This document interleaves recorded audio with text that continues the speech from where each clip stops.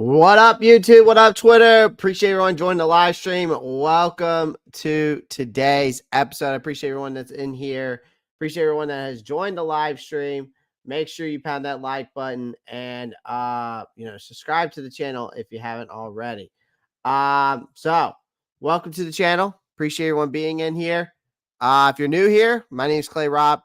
I am a Panthers YouTuber and NFL content creator. So if that is your cup of tea, then you're in the right place. You're in the right place. So we went over the schedule yesterday. Was pretty good, right? For the most part. Pretty good night. Good Lord, my eyes feel my allergies are killing me today, guys. Absolutely brutal. Why that is, I have no idea why, but here we are. Here we are. So anyways, so I appreciate everyone joining. We're going to do a lot of breakdowns today about a bunch of things that I want to talk about. So let's get right into it. Make sure you pound that like button, guys. I get them bad too, man. They're rough. They are rough. So it's a tough time right now. Cyburn, what's up, man? Appreciate you joining. Welcome. Here's a first one that comes up. This was an interesting topic for me that I wanted to discuss.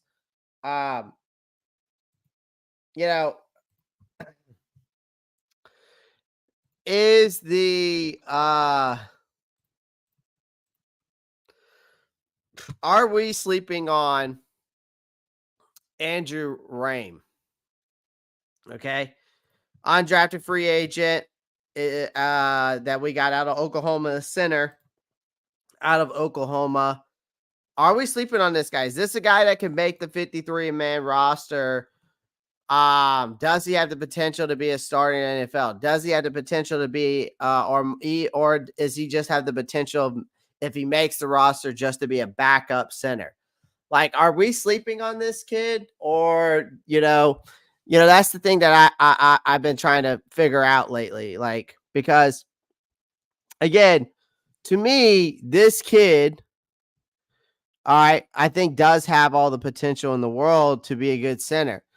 So the journey of an undrafted free agent, trying to secure a spot in the NFL, especially an NFL roster, it's challenging. All right, marked by resilience and determination. Again, this kid has shown that. This year for the Carolina Panthers, though, he stands out as a promising undrafted free agent, in my opinion, who I think could possibly be a guy that defies all odds and carve out a role for himself here. He could be that potential diamond in the rough, right? Diamond in the rough for our center position. Now, again, Andrew Ropp, or Rame. I'm not sure how to pronounce his name correctly. I don't know if it's Rame or Rom. It's kind of it's interesting. But again, it is what it is.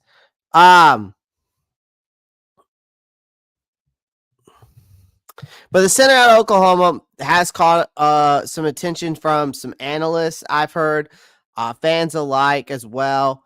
Thomas Valentine from Pro Football Focus highlights Ropp as a strong candidate to make this Panthers 53-man roster.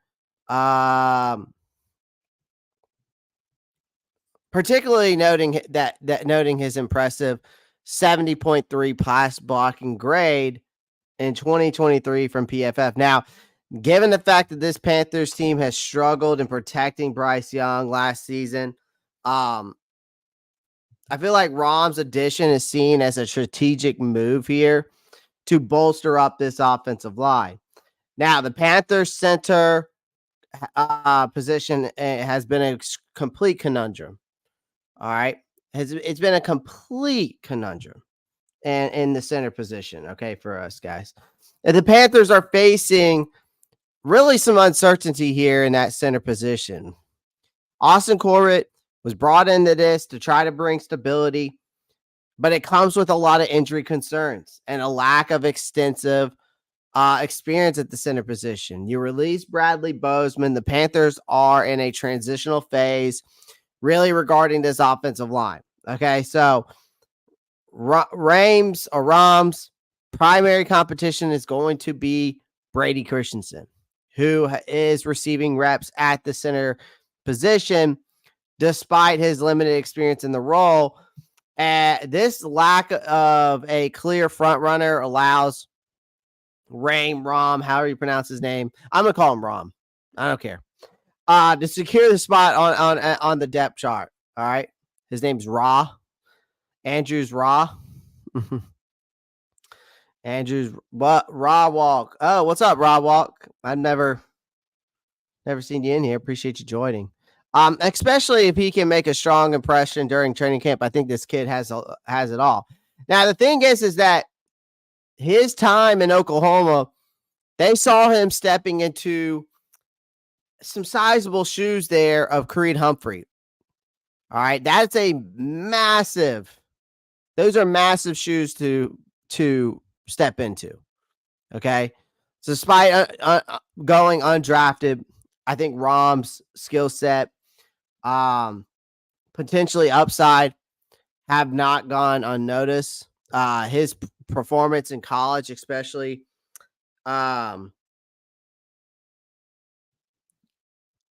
especially in pass protection, positions him well to compete for a place on this Panthers roster. But the undrafted free agent path and opportunity, historically, the NFL over the years, guys, has seen numerous undrafted free agents rise to the occasions. Okay, some have achieved Pro Bowl status, some have had Hall of Fame careers.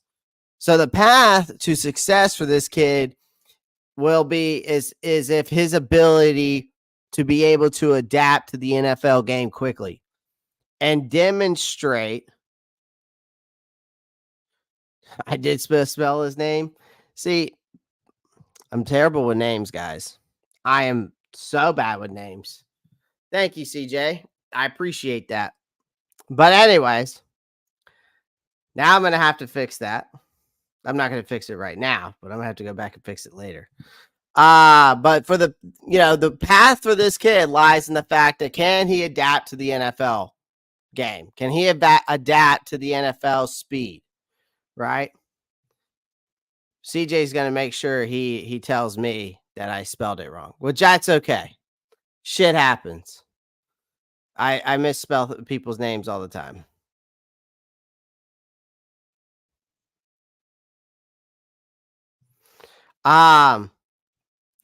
So anyways, so back to this kid for a second here.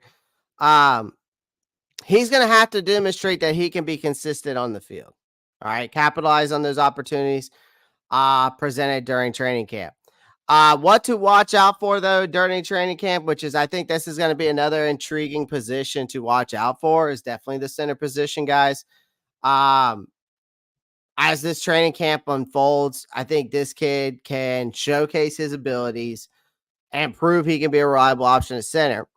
Now, he's going to have to battle for that roster spot, but will be one of the, key storylines for fans to follow. And if he can impress the coaching staff with his growth and adaptability, I think he could secure a position adding valuable depth on the Panthers offensive line, right?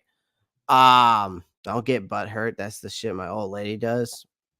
I don't think anybody here is butt hurt, my friend.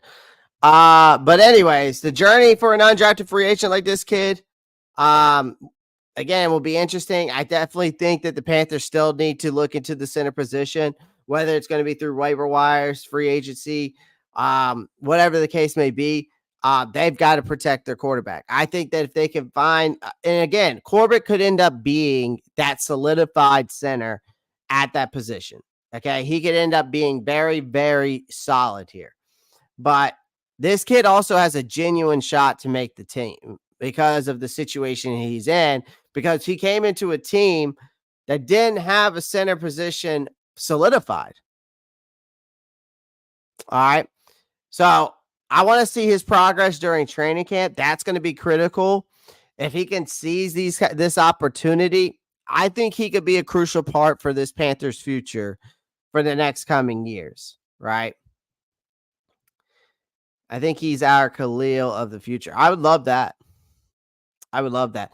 20 people are watching. Make sure you pound that like button and hit that subscribe button. Um, mm.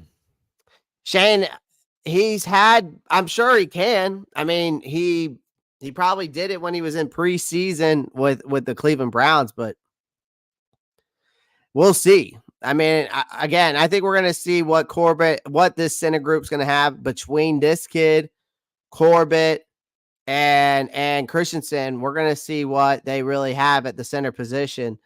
Um, I think Christensen should stay at left guard. I think they should give this kid a chance to be the backup guy from Corbett because I think Corbett's still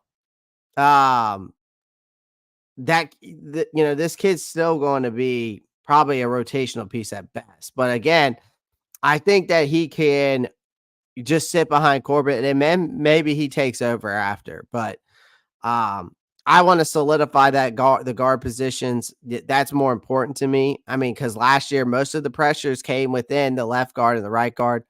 So I will say I think Corbett can do it.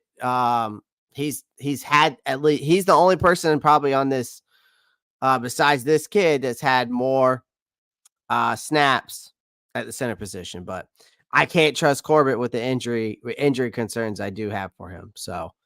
Um, so we'll see.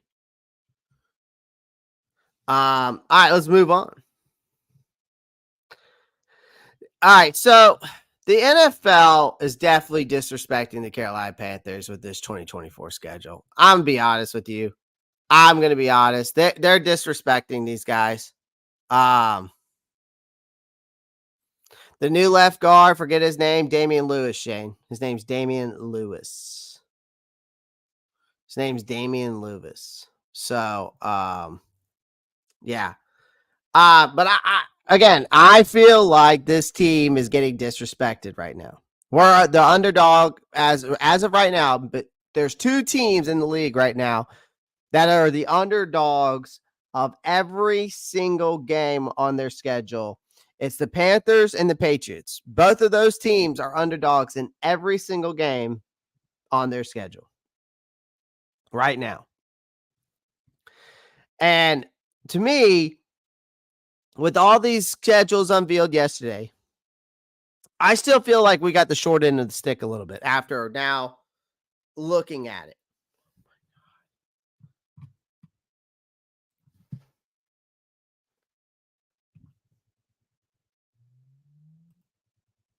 Hold on one second, guys.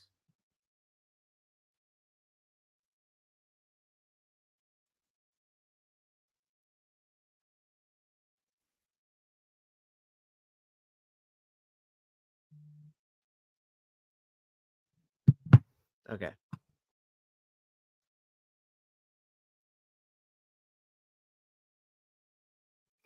So,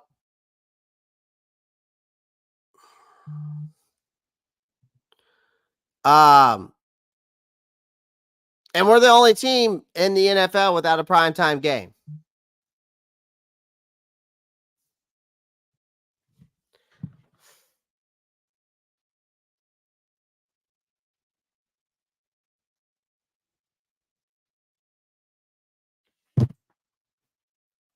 Jesus Christ. Hold on one second. Hold on one second, guys.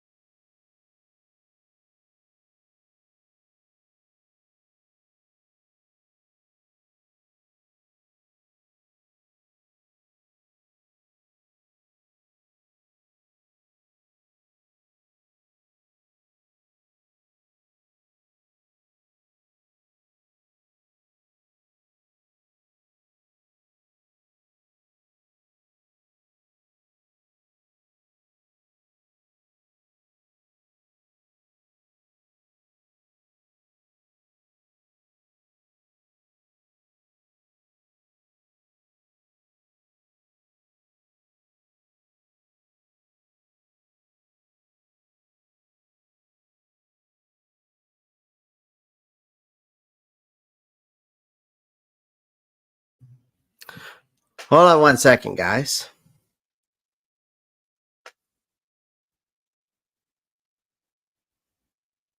Trying to do something for my girlfriend. Oh my God. All right, hold on.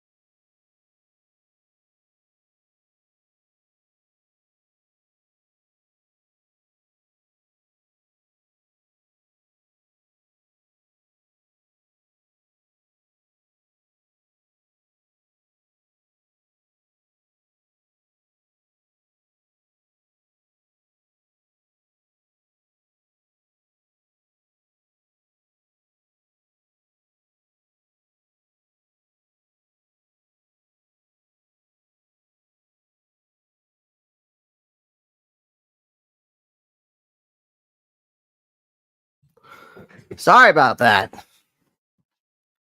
Jeez, Lou can never have a freaking live stream without being disrupted, but here we are. Okay, let me get back to this. So I feel that the NFL has been widely disrespectful to the Carolina Panthers yesterday, and we got the short end of the stick. Again, we are only two teams in the NFL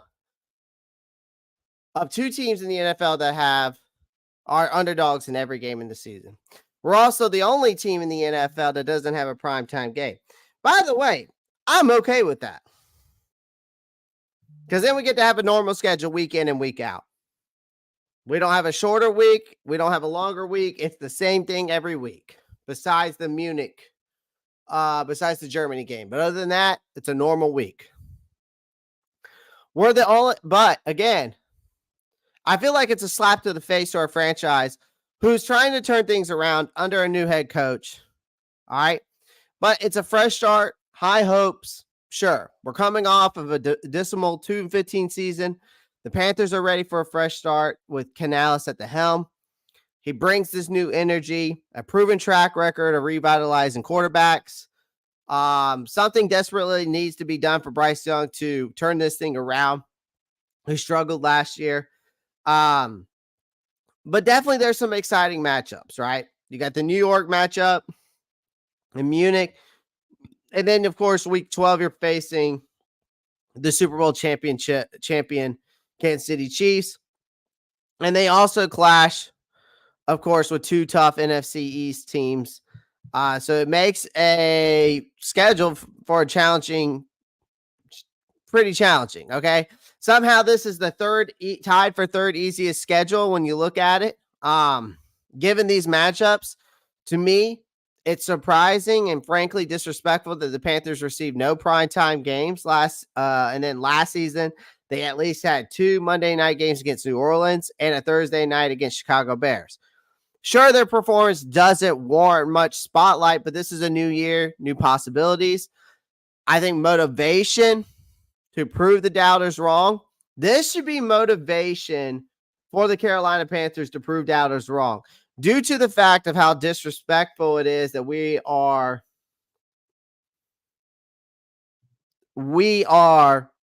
literally underdogs in every game. That should piss you off. It should also piss us off that we aren't getting the primetime games. At the same time, it's great because guess what? You have a normal schedule week in and week out. I feel that we have the pieces to be much better than last year. I feel like with Canales' fresh approach combined with Young's potential, upgraded offensive line, sets the stage for a much improved team. The lack of primetime games is a chance for them to fly under the radar and I think surprise everyone. Now, again, turning disrespect into determination that is something that needs to be done. The NFL might not believe in the Panthers. That doesn't mean that they can't prove everyone wrong. I think Canales' leadership and motivated squad, Carolina's primed to really show that they're not the same team they were last year. It's time for this team to take this disrespect and use it as fuel for a redemption season. Jake Delhome's already sound off all over Twitter about it. He posted a video up about how this should literally piss you off as a Panthers fan, but it also should piss you off the players in that locker room. But also, who I blame for these not having these primetime games, guys? Do you know who I blame? I blame David Tepper. We have been, again, we've been denied opportunity after opportunity to showcase this team on primetime television. This decision comes on the heels of a disastrous season last year. Again, it's a stark reminder of the team's struggles under the ownership, of course, of David Tepper. David Tepper's ownership of the Panthers has been an absolutely atrocious ever since he's gotten here back in 2018. His time has been marked by instability, underperformance, the lack of primetime games. This season is not just a reflection on this team's performance last year. It's not based off performance. It's based off the fact that the broader indictment of a Tepper's leadership.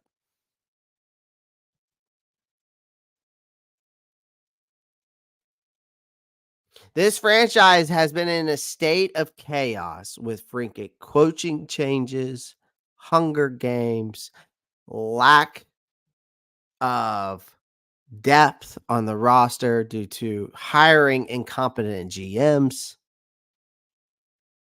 uninspired football on the field, questionable front office decisions. You got rats inside of your facility texting your owner about your coach because your owner can't seem to stay out of meddling with football operations. And it took him to hire a company for him to not meddle within football operations. This guy thought that this was hedge funding and that he could just meddle with all of that. So far, he seems to stay out the way. But the 2023 season has particularly been dismal for the Panthers, who finished with a 2-15 record. This team struggles were highlighted by the revolving door of head coaches, a lack of coherent strategy, both in on and off the field. Frank Wright's time as head coach was just boring and disgraceful. And the guy should never be able to coach NFL ever again. Guy should never be able to coach ever again. Frank Wright's a terrible head coach, and he should go down as one of the worst head coaches in NFL history. That's what I look at it. Might be a nice guy, but he's a terrible head coach. Whether you want to believe in that or not, and whether you don't think so, if you don't think I'm right, that's fine. But his record, his coaching style speaks for itself. The guy was boring. So they bring in this guy, they bring in this young offensive-minded Dave Canales, who now faces this monumental task of rebuilding team's culture and competitiveness. Canales is having to rebuild this thing from the ground up. He brings a fresh perspective, a positive approach. He's aiming to instill a new culture based on fundamentals, day-by-day improvement. While this is a step in the right direction, in my opinion, guys, it remains to be seen whether this will translate into tangible success on the field. Now, the Panthers roster has been revamped with hopes that the quarterback, Bryce Young, will develop under Canales' guidance and lead the team to better days. I think an international game does give us a chance to shine. I will say that. We do have to think about that, an international game against the Giants in Munich, Germany.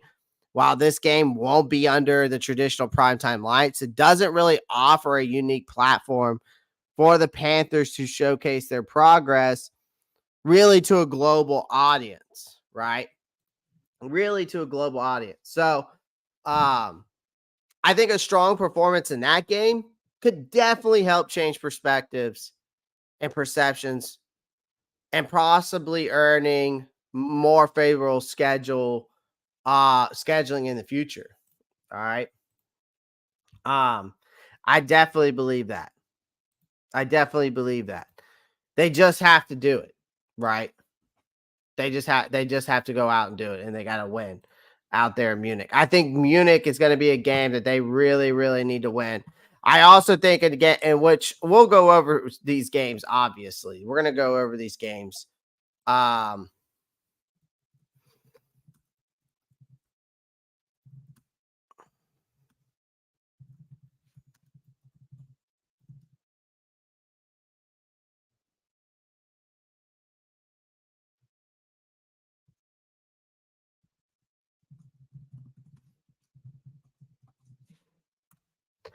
Hold on one second, guys. Trying to fix something here. Perfect. I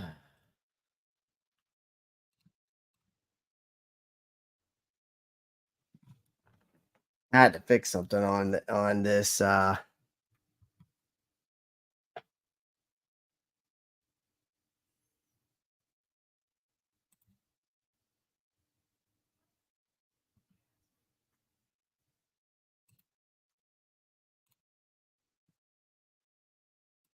Perfect.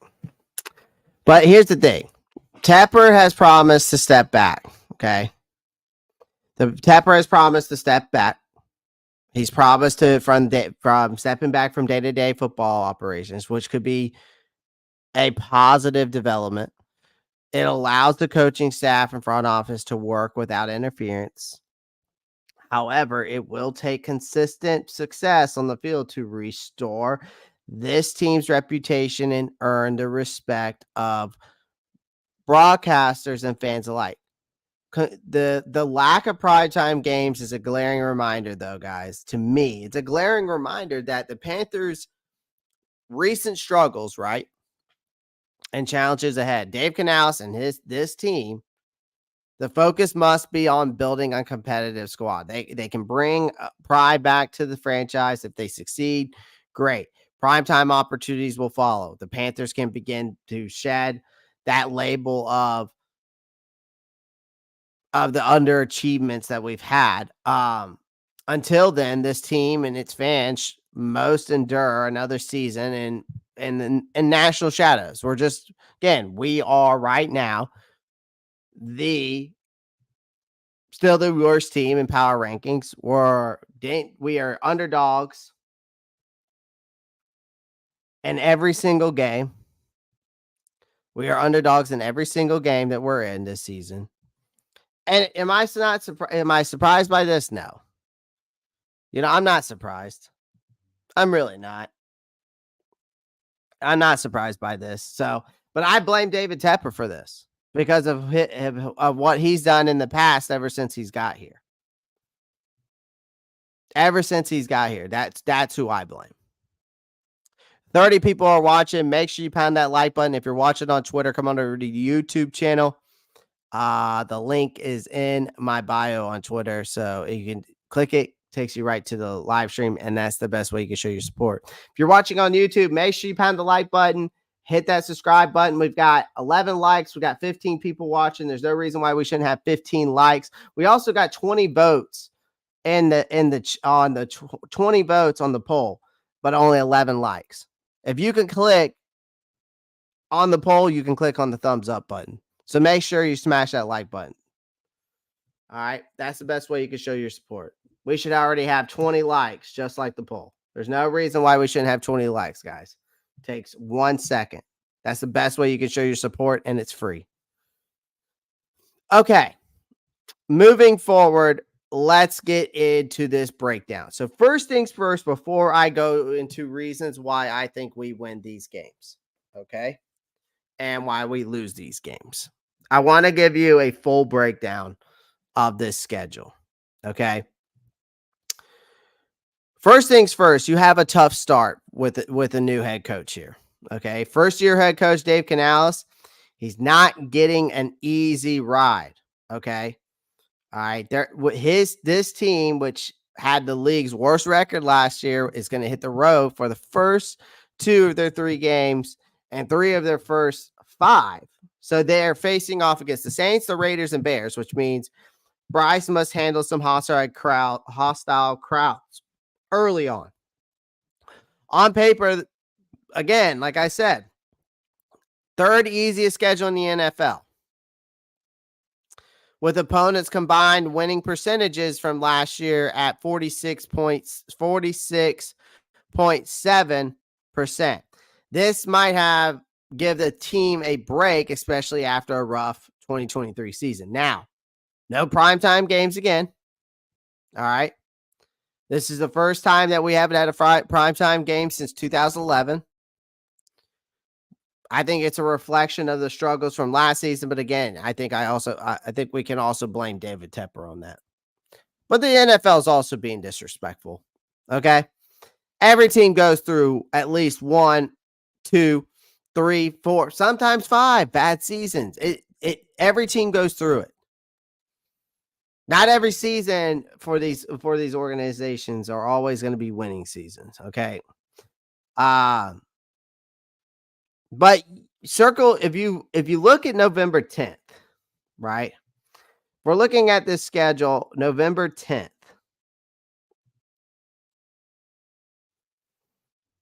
That is right above me. Hold on. Let me edit this real quick.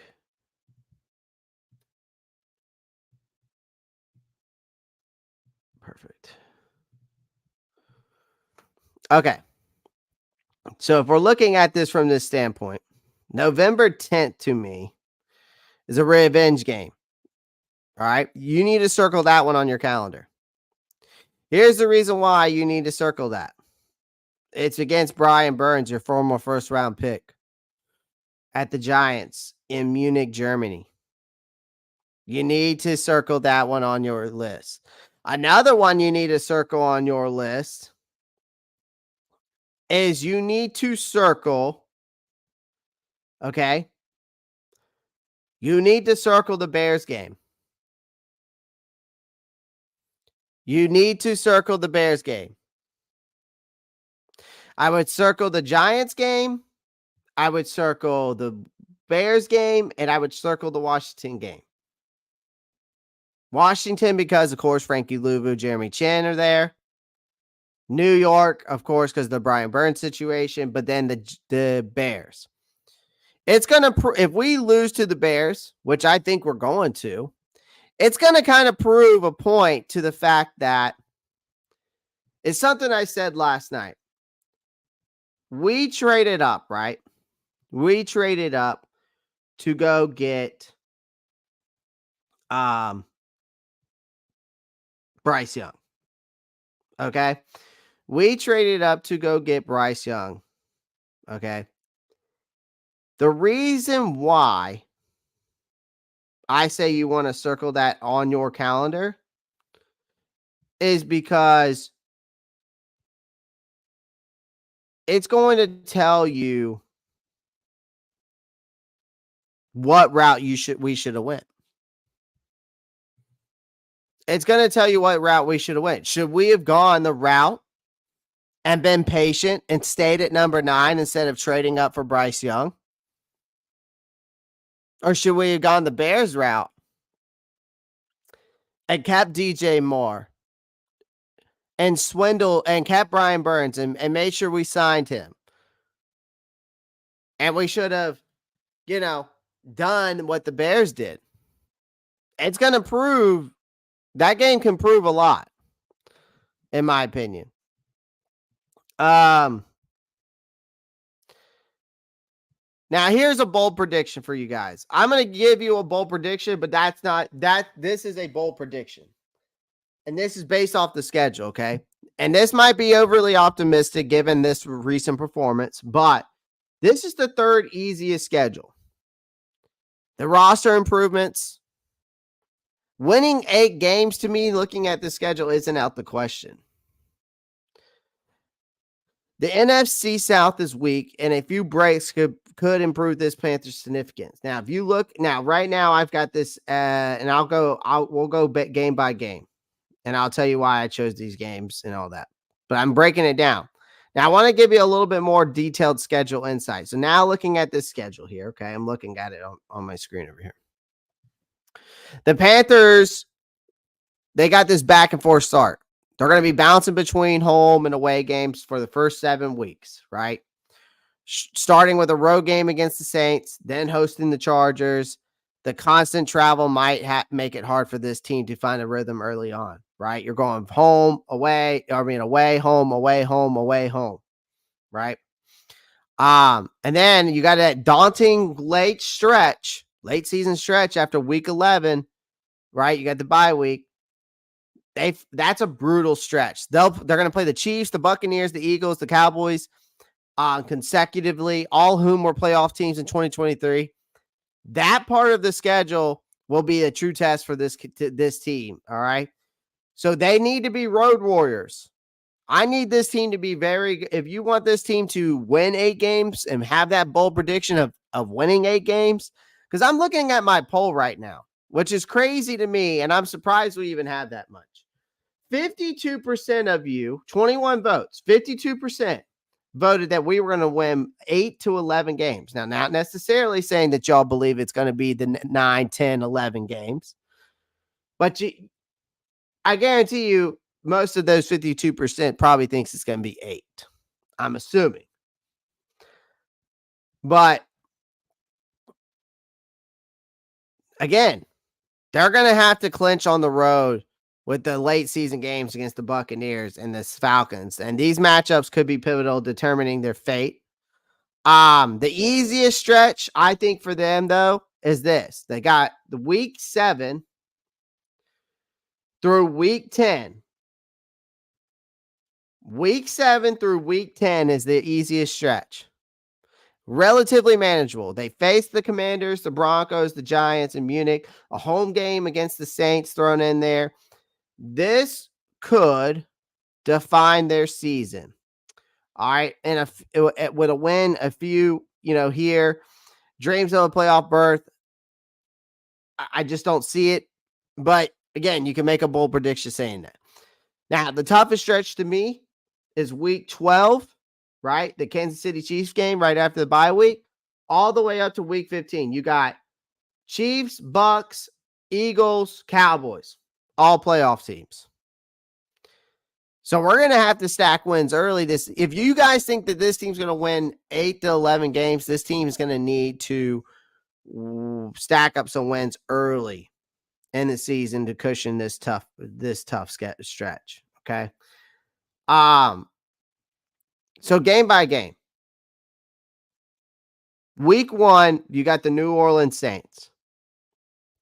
Okay. Week 1, you got the New Orleans Saints. So they kick off the season against the Saints, who have their own issues, particularly with their quarterback, Derek Carr. They saw it last year. I think a rejuvenated squad here under Canales could pull off a statement, and they need to have a statement early. And I think it would be great to pull off a win in New Orleans to start off the season 1-0. So, and I think that's going to, I think that's going to be the case there. Week 2 against the Los Angeles Chargers, I'm going to say a loss. Here's the reason why.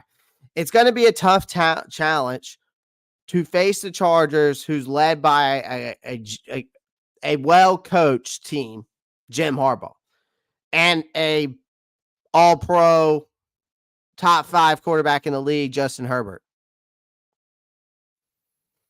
The Chargers' physical style defensive game might be too much for the Panthers early in the season.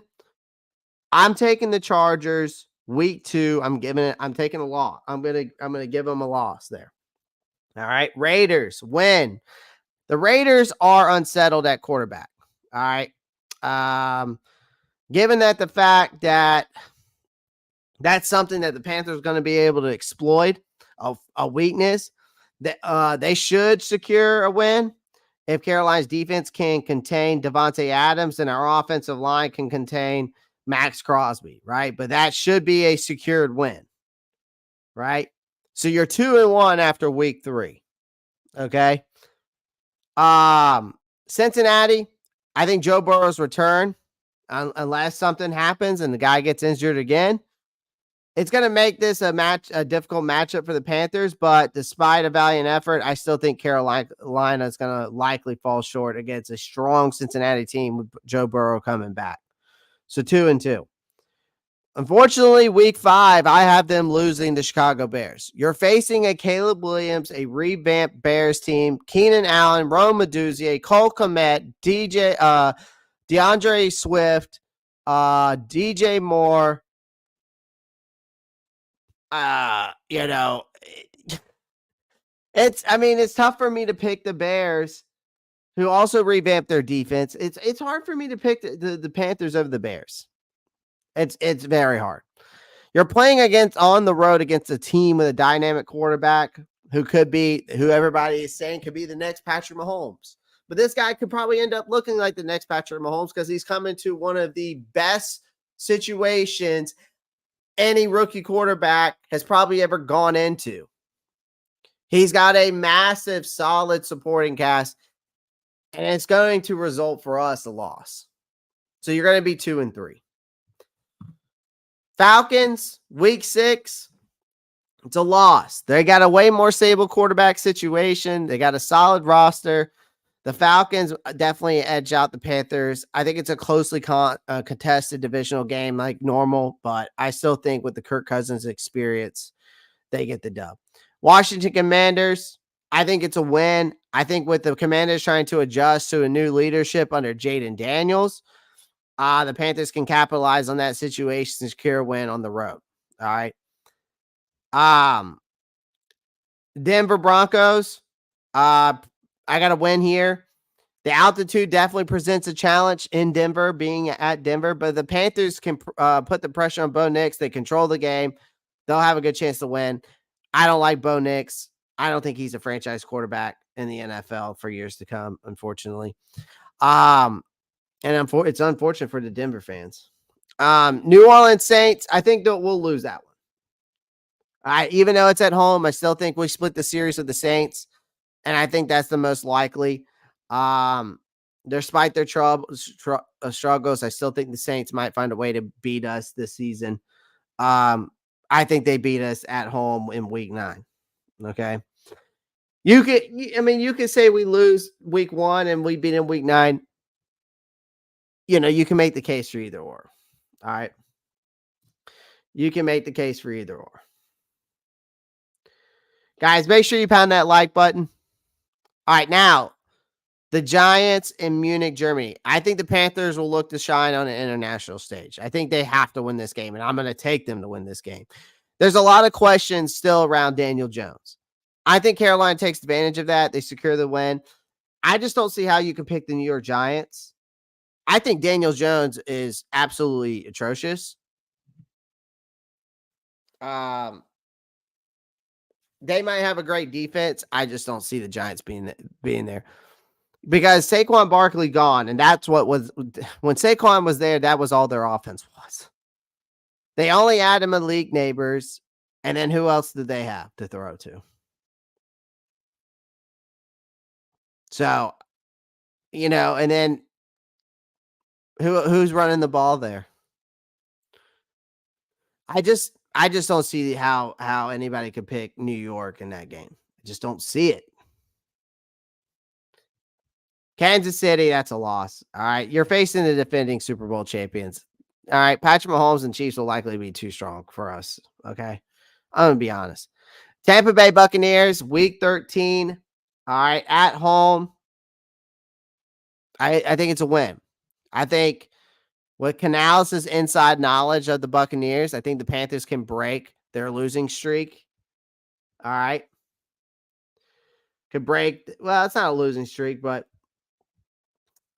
break the loss that they had against the Chiefs and against Tampa Bay and secure a crucial divisional win there. Week 14 at Philadelphia. I think the Eagles, I think they're talented. They've got the home field advantage. That's going to pose a significant challenge for this team. I think it's unlikely that the Carolina Panthers could pull off an upset in Philadelphia. If they did, great. I just don't see it. Dallas Cowboys. I would say if you're going to pick any game, okay, if you're going to pick any game for the Carolina Panthers upset, actually, there's 2 games I'm going to say that you could consider upsets. The Chargers and the Cowboys. Those could be some upsets. I think even if we split the series with the Falcons and somehow we get a win over them one time, you could consider that an upset. But I still think the Cowgirls are still tough. All right. They're going to make this game tough. Even though it's home field advantage, I still think that they get the win. All right. Arizona, home. I think we beat the Cardinals. You're facing a young Cardinals team. I think at home gives the Panthers a good chance to win and end their home slate on a high note. All right, and we're 7-8 at going into week 17, and then after that, again, these last 2 games are going to be crucial for Carolina to really get that 8 to 9 wins, right? But I think they lose. You're playing Tampa Bay late in the season. It's always a challenge. The Buccaneers are potentially going to be contention in playoffs again, probably, and might have that upper hand, and they might have that upper hand on us. So I'm going to take them in we're going to lose that game. And then we're at the Atlanta Falcons. You're ending the season on the road against a division rival who's probably looking to secure a playoff spot. Who's probably winning the NFC South, who's probably trying to get a better seed. So they're going to try to get the W here. I think the Falcons' experience is going to edge out the Panthers in the final game.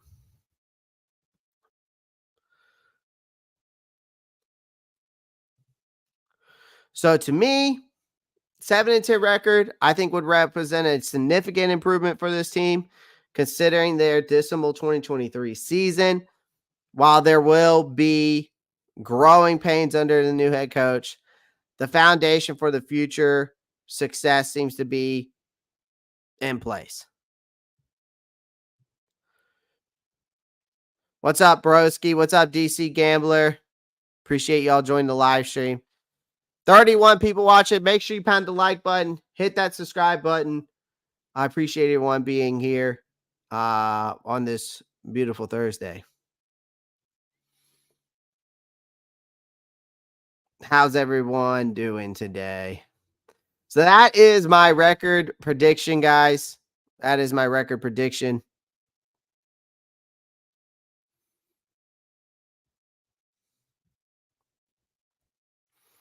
So I appreciate everyone joining the live stream. Before I head out, make sure you pound that like button, hit that subscribe button, and click that post notification bell so you don't miss any new content. Also, guys, if you're watching on Twitter, come on over to the YouTube channel. That is the best way you can help and show your support to this channel. Again, guys, don't forget to join the Discord. You have to post, you have to take a screenshot that you're subscribed to get into that giveaway that's going to be announced tomorrow.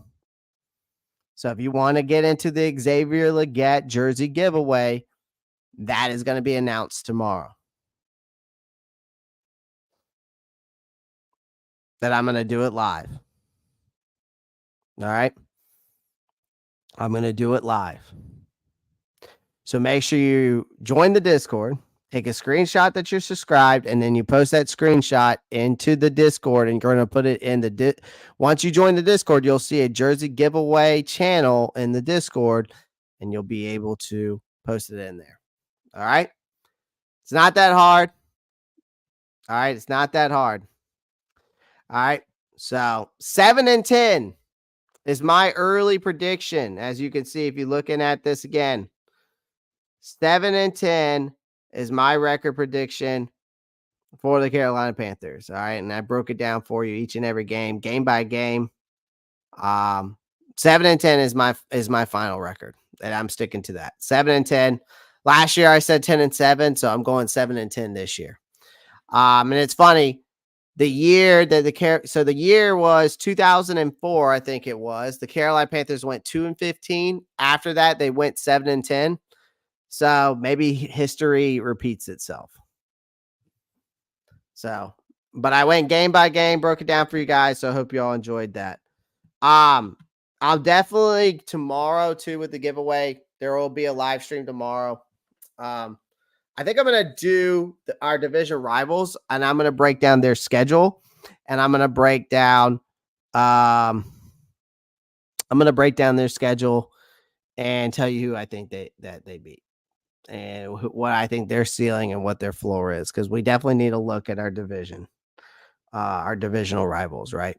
Uh, so I appreciate everyone being in here. Make sure you hit the like button, hit that subscribe button.